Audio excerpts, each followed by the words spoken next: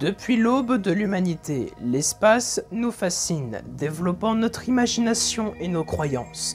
L'univers a toujours été source de mystères et d'interrogations, mais il peut être aussi source de réponses et d'éclaircissements sur la condition de la vie. D'ailleurs, sommes-nous les seuls à vivre dans cet univers aux possibilités presque infinies? Que deviendra l'univers quand comètes, planètes et étoiles cesseront d'exister eux aussi? Mais avant de partir plus loin, revenons un peu sur des choses qui nous parlent un peu plus. Alors accrochez-vous bien, car aujourd'hui, nous allons voyager vers le système solaire.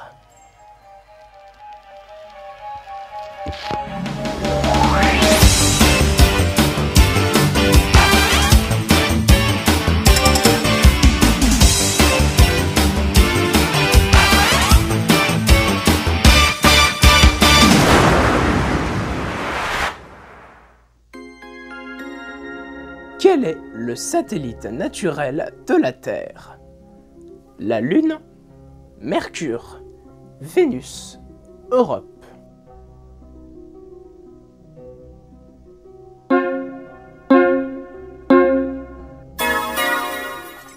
La Lune est l'unique satellite naturel permanent de notre bonne vieille Terre. Il s'agit du 5e plus grand satellite naturel du système solaire et du plus grand des satellites planétaires par rapport à la taille de la planète autour de laquelle il orbite. Car oui, les autres planètes du système solaire possèdent eux aussi également leur propre satellite.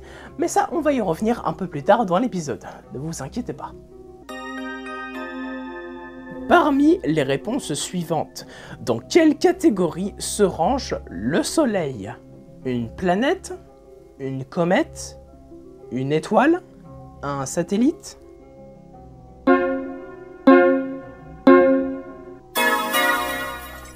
Bon, je ne vous apprends rien, le Soleil est au centre de notre système solaire. Le Soleil se situe dans la catégorie des étoiles moyennement massives et est semblable à des milliards d'autres étoiles dans notre galaxie, avec une espérance de vie d'environ 10 milliards d'années. D'ailleurs, saviez-vous que la masse du Soleil en elle-même représente 99,9% de la masse totale du système solaire?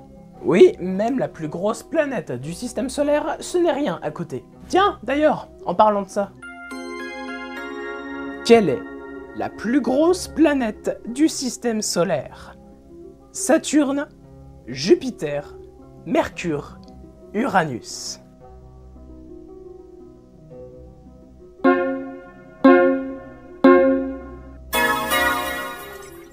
Jupiter est même plus volumineuse que toutes les autres planètes réunies, avec son rayon moyen de 69 911 km, qui vaut environ 11 fois celui de la Terre. D'ailleurs, sa force d'attraction est tellement immense qu'elle attire la plupart des corps célestes, comme des comètes ou des astéroïdes, protégeant ainsi les autres planètes, et dont notre bonne vieille Terre.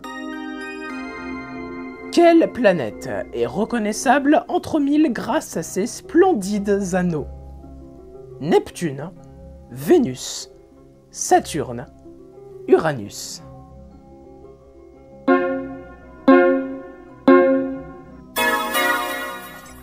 Et profitez bien des anneaux de Saturne, car ceux-ci disparaîtront en 2025. Enfin, disparaîtront du point de vue depuis la Terre. L'équinoxe de Saturne est un événement qui se produit tous les 15 ans terrestres. Aujourd'hui, l'angle de vision de Saturne est de 3,7 degrés.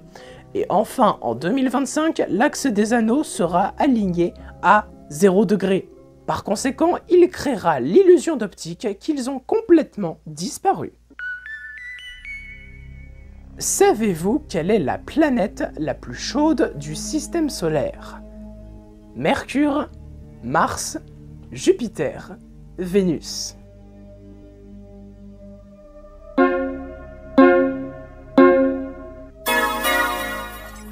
Et pourtant, on pourrait penser que ce serait Mercure, la planète la plus chaude du système solaire, car c'est elle justement qui est la plus proche du Soleil. Cependant, Vénus possède une atmosphère extrêmement dense. Elle se compose majoritairement de dioxyde de carbone à 96,5% et d'une faible quantité de diazote à 3,5%, créant des températures à la surface de Vénus d'environ 460 degrés. Jusqu'en août 2006, le système solaire était constitué de combien de planètes? 7, 8, 9, 10.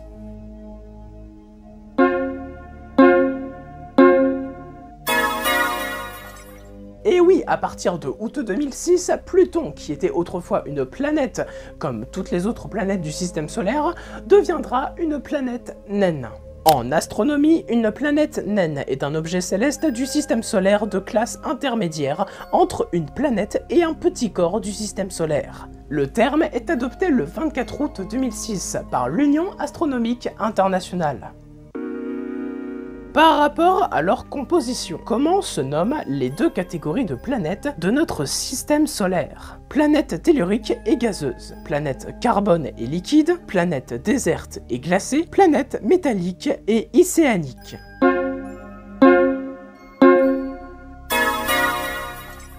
Les planètes telluriques sont des planètes dont la surface est solide et constituée principalement de roches et de métaux. Dans le système solaire, cela concerne Mercure, Vénus, la Terre et Mars. Contrairement à Jupiter, Saturne, Uranus et Neptune qui sont des planètes gazeuses, c'est-à-dire des planètes composées essentiellement d'hydrogène et d'hélium, mais que sur une certaine épaisseur en dessous de leur matière liquide ou presque solide. Jusqu'à quand remonte la formation de notre système solaire? 4,6 milliards d'années. 6,5 milliards d'années, 8,6 milliards d'années, 13,7 milliards d'années.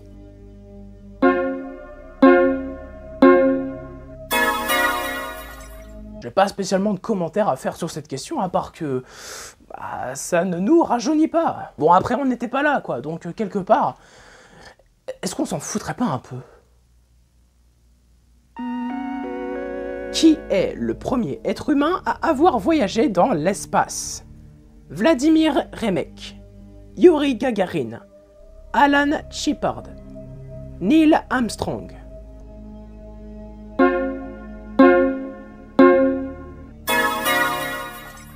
Pilote et cosmonaute soviétique, il est le premier être humain à avoir effectué un vol dans l'espace au cours de la mission Vostok 1, et c'était le 12 avril 1961, dans le cadre du programme spatial soviétique.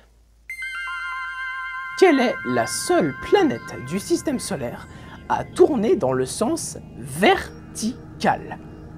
Neptune, Vénus, Uranus, Mars.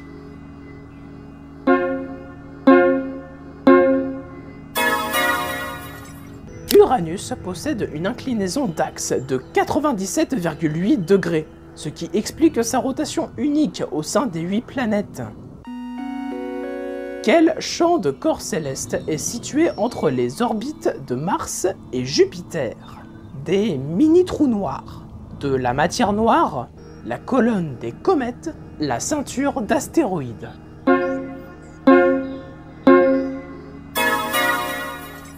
La ceinture d'astéroïdes est composée de milliards d'astéroïdes non agrégés en planètes et s'est formée il y a environ 4,6 milliards d'années, en même temps que notre système solaire. Et parmi ces astéroïdes, quelle planète naine se situe parmi la ceinture d'astéroïdes? Eris, Cérès, Makemake, Oméa.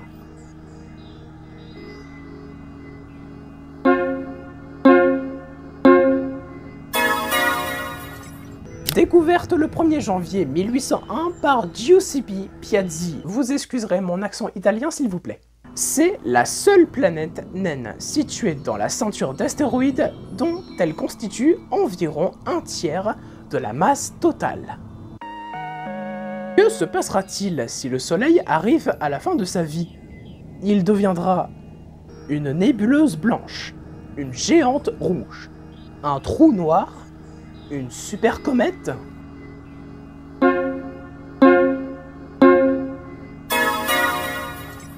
Lorsque l'hydrogène du centre du Soleil sera consommé, la combustion de l'hydrogène renfermé s'intensifiera dans les parties les plus proches de la périphérie. Les réactions de fusion nucléaire commencent alors à consommer de l'hélium et la nucléosynthèse des éléments lourds peut alors se produire. Alors le Soleil se mettra à gonfler, engloutissant Mercure, Vénus, la Terre et Mars. Mais je vous rassure, ça se passera dans 5 milliards d'années, donc d'ici là, on a encore le temps. Parmi les réponses suivantes, quel satellite n'est pas un satellite naturel de Jupiter? Io, Métis, Corée, Hélène.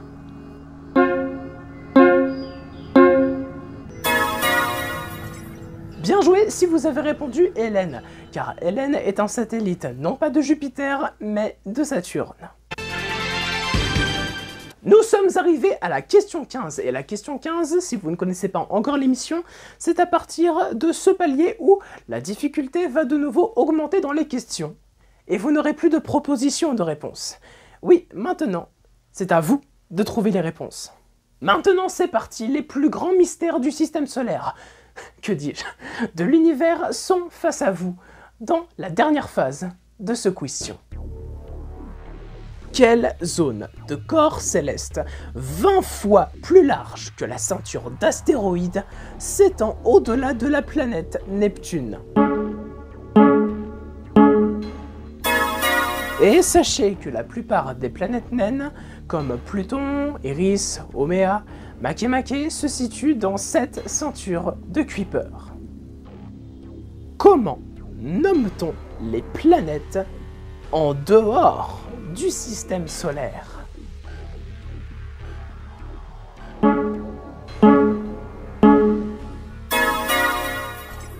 D'ailleurs, l'exoplanète, je pense, la plus connue est sans l'ombre d'un doute Kepler.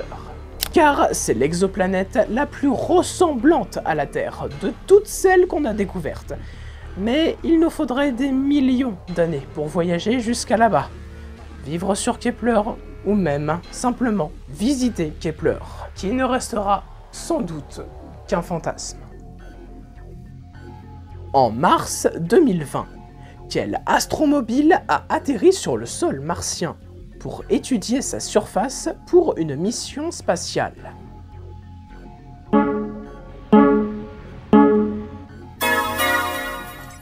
Une mission spatiale d'exploration de la planète Mars, développée par le JPL, établissement de la NASA, afin d'étudier sa surface et collecter les échantillons du sol. Après, pour faire quoi, ça, on ne le sait vraiment pas pour l'instant.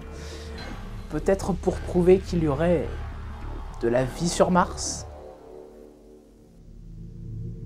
Quelle célèbre comète passe tous les 76 ans près de la planète Terre?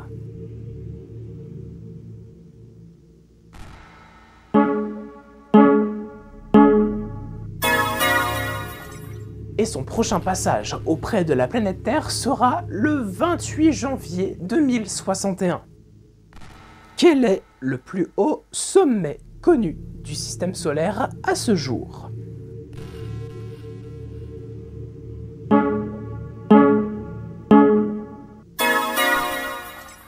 Avec presque 22 km de haut, l'énorme volcan Olympus Mons sur Mars est le plus haut sommet de toute planète du système solaire. Maintenant, fini de rigoler, car vous êtes tombé dans le trou noir de la dernière question. Quel télescope a pris l'image la plus profonde jamais obtenue de l'univers lointain?